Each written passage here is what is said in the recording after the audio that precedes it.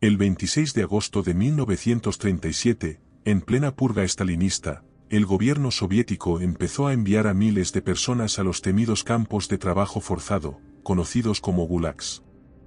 Este sistema, que se extendería a lo largo de 3 décadas, se convirtió en uno de los símbolos más oscuros del régimen soviético. Pero más allá de eso, quedaron muchas incógnitas latentes, como el destino de los prisioneros de esos campos, si es que fueron liberados, o lo que pasó después de escapar de las rejas. Esta es una historia de sufrimiento, supervivencia, y en muchos casos, también de olvido. Para comprender lo que sucedió con los prisioneros de los gulags, necesitamos retroceder al contexto en el que surgieron estos campos. La palabra gulag proviene del acrónimo ruso Glavnoe Upravlenie Lagerei, que se traduce como Dirección General de Campos. Los primeros campos fueron establecidos en la década de 1920 bajo el mandato de Lenin, pero sería bajo Joseph Stalin cuando el sistema se expandiría a una escala masiva. Los gulags eran mucho más que simples prisiones. Eran fábricas de trabajo forzado. Miles de personas eran arrestadas por motivos que en muchos casos carecían de fundamento, simples acusaciones de traición, la pertenencia a grupos políticos rivales, el ser considerados una amenaza para el Estado, o simplemente ser una víctima del desmesurado terror político de la época. Los prisioneros no solo eran encarcelados, sino que se les obligaba a trabajar en condiciones extremas para la construcción de infraestructuras, la extracción de recursos naturales, y en industrias esenciales para la economía del país. De este modo, los gulags se convirtieron en el motor oculto de la industria soviética, pero a costa de una barbarie sin igual. Y aunque los testimonios sobre las condiciones de los campos son aterradores, la pregunta central persiste. ¿Qué sucedió con los prisioneros después de ser liberados o morir en esos campos? Para entender la magnitud de este enigma, debemos analizar los siguientes aspectos: las terribles condiciones de vida dentro de los gulags, el proceso de liberación de los prisioneros, y lo que ocurrió con ellos después de haber sido liberados. Los primeros campos de trabajo forzado en la Unión Soviética surgieron en los años 20, pero la gran expansión del sistema tuvo lugar en los años 30, durante el mandato de Stalin. La purga de Stalin, que empezó a finales de la década de 1930, marcó el pico de la represión política. Se estima que entre 1937 y 1938, hasta 1 millón de personas fueron detenidas y deportadas a los gulags. La purga se alimentó del miedo, la paranoia y las tensiones internas dentro del Partido Comunista, que llevó a Stalin a ordenar la detención de miles de personas, incluidos intelectuales, oficiales del ejército, opositores políticos y cualquier persona que pudiera representar una amenaza. Los campos eran lugares terribles donde la supervivencia dependía no solo de la resistencia física, sino también de una capacidad de adaptación casi sobrehumana. La vida en los gulags estaba marcada por el trabajo forzado en condiciones extremas, temperaturas glaciales, hambre crónica, enfermedades contagiosas, y brutalidad por parte de los guardias. El trabajo, que normalmente consistía en la construcción de ferrocarriles, minería, o tala de bosques, era incesante. Los prisioneros eran despojados de su humanidad, y tratados como meros recursos humanos desechables. Sin embargo, el gulag no solo era un castigo físico, sino también psicológico. A los prisioneros se les despojaba de su identidad, se les hacía firmar falsas confesiones, y se les sometía a largas horas de interrogatorios. Las condiciones de vida eran tan desoladoras que la esperanza de sobrevivir parecía algo casi imposible. Algunos pasaban años enteros en el infierno del gulag, mientras que otros morían por el simple hecho de no resistir el trato inhumano al que eran sometidos. En este contexto, los prisioneros del gulag no solo eran víctimas de un sistema represivo, sino de un régimen que consideraba el sufrimiento como un precio necesario para la purificación del país. Hoy surge la pregunta que plantea la finalidad de todo esto, que expone la incomprensión de que un régimen se articule alrededor de un sistema tan brutal. Las condiciones dentro de los campos eran aterradoras. El trabajo, que en muchos casos era extenuante, estaba combinado con una brutalidad que no tenía límites. Los prisioneros eran obligados a realizar tareas físicas agotadoras, con frecuencia en climas extremadamente fríos, con ropa inadecuada.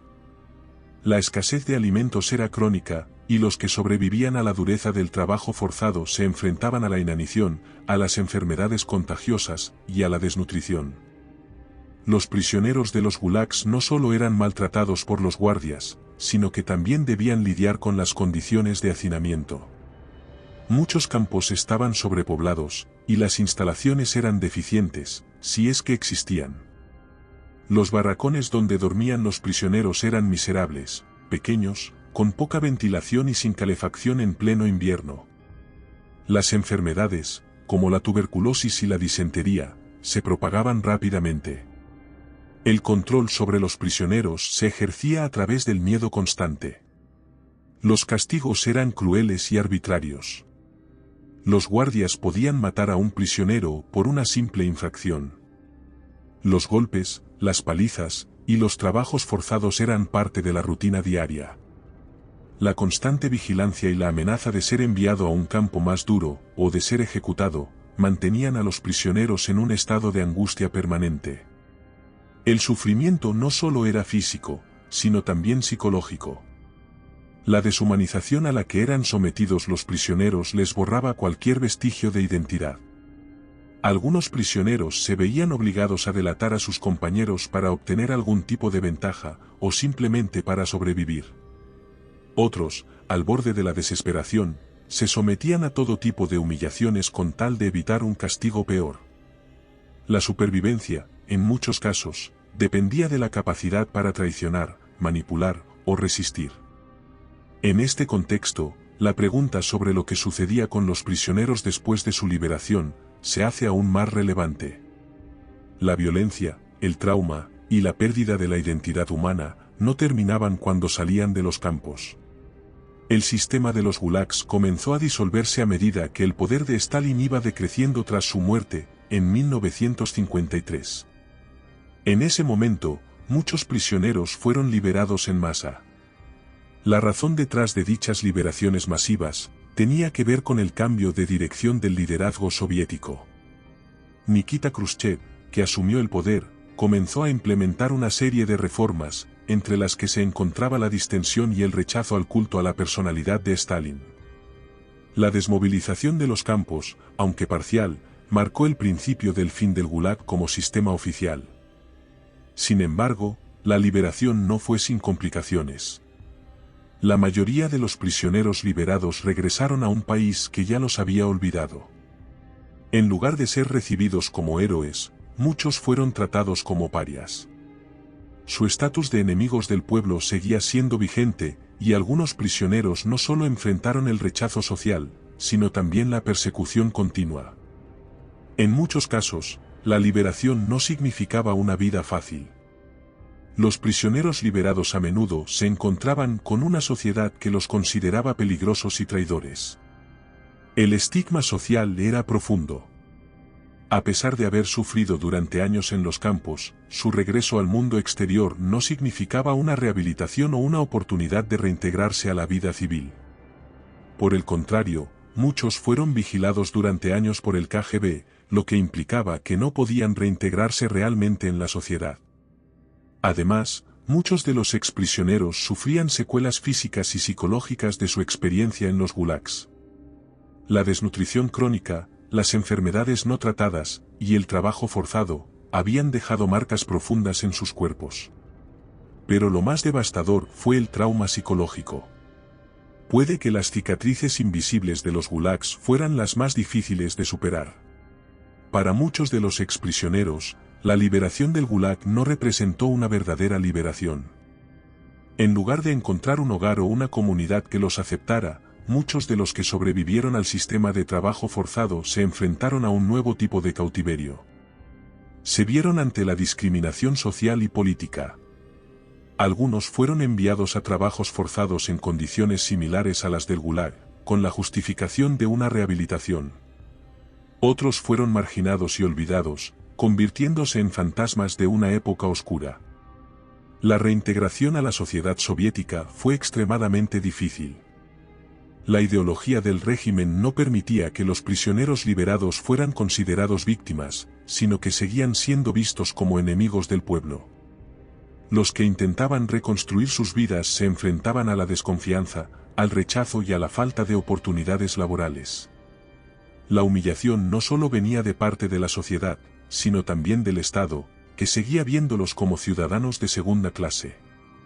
Pese a ello, algunos prisioneros lograron reconstruir sus vidas, aunque a un precio muy alto. Muchos se mudaron a zonas rurales donde la vigilancia era menos intensa. Otros optaron por quedarse en las grandes ciudades, pero en posiciones subordinadas, en trabajos que les permitieran vivir discretamente. Pero el trauma perduraba. Los exprisioneros vivían con una constante sensación de inseguridad y desconfianza. A lo largo de los años, los gulags han sido objeto de numerosos mitos y leyendas. Algunos argumentan que las condiciones no eran tan malas como se dice, o que los prisioneros eran criminales peligrosos que merecían el castigo. Estos mitos, en su mayoría impulsados por la propaganda soviética, han ayudado a ocultar la magnitud del sufrimiento que se vivió en los campos. Uno de los mitos más comunes es que los gulags eran simplemente prisiones para criminales comunes, y que aquellos que eran enviados allí se lo merecían por sus actos delictivos. Sin embargo, la realidad era muy diferente. Muchos de los prisioneros eran solo personas que se oponían al régimen o que eran consideradas una amenaza política. Intelectuales, escritores, militares, campesinos, e incluso ciudadanos comunes, como aquellos que se atrevían a hacer una crítica del gobierno, podían ser arrestados y enviados a los campos sin pruebas de culpabilidad alguna. Otro mito que ha perdurado es la idea de que los prisioneros eran tratados de manera racional, ya que el trabajo forzado, según algunos, tenía como objetivo la reeducación de los prisioneros y su reintegración a la sociedad. La propaganda soviética retrataba los gulags como un lugar de reformación, donde los prisioneros, tras cumplir su condena, podían ser liberados y vivir una vida plena. La realidad es que muchos prisioneros vivieron y murieron en condiciones indescriptibles de sufrimiento. Esa idea de reformación era una falacia que ocultaba la crueldad inherente al sistema.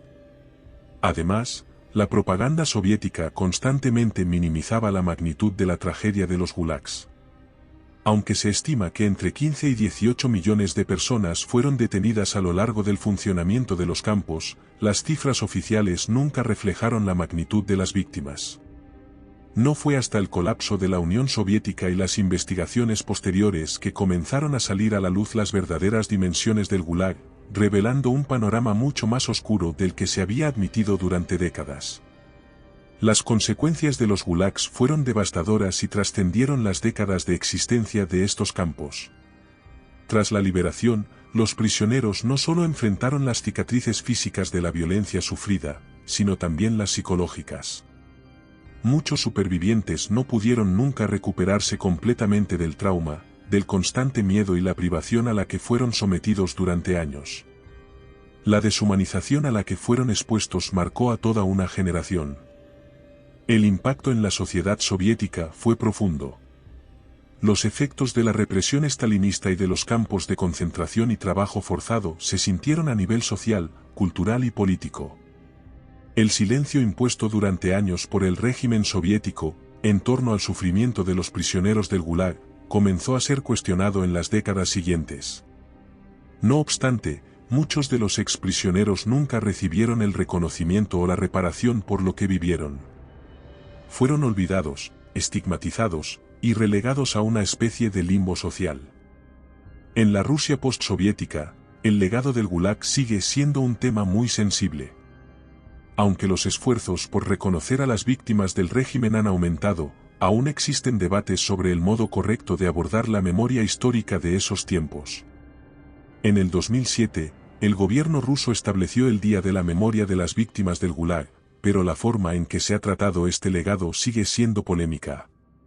Muchos argumentan que la memoria colectiva aún está dividida, y que la reparación y la justicia no han sido completamente alcanzadas. El silencio alrededor de los gulags no solo fue un producto del miedo en tiempos soviéticos, sino también una forma de control social. La historia del Gulag no solo es la historia de los prisioneros, sino también la de una nación que tuvo que enfrentarse, mucho después de la caída del régimen estalinista, a las huellas que ese sistema de terror dejó en su tejido social. Lo que sucedió realmente con los prisioneros de los antiguos gulags, quizá plantea una pregunta sin respuesta certera. Más bien, sería una respuesta cargada de sufrimiento, resistencia, y sobre todo, de un olvido forzado por parte de la sociedad. Los prisioneros del Gulag no solo fueron víctimas de las atrocidades físicas del trabajo forzado y la violencia, sino también de un sistema que los despojó de su identidad, de su dignidad humana y que los marginó hasta después de ser liberados. Para muchos de los supervivientes, el regreso a la sociedad no fue una liberación, sino una nueva condena, la condena de ser considerados traidores, de ser estigmatizados como enemigos del pueblo, y de vivir con las huellas físicas y emocionales de años de sufrimiento. La memoria colectiva de la URSS sobre los gulags fue silenciada, en su mayoría, hasta el colapso del régimen, y hoy en día, sigue siendo un tema espinoso en Rusia y en otros países de la antigua esfera soviética.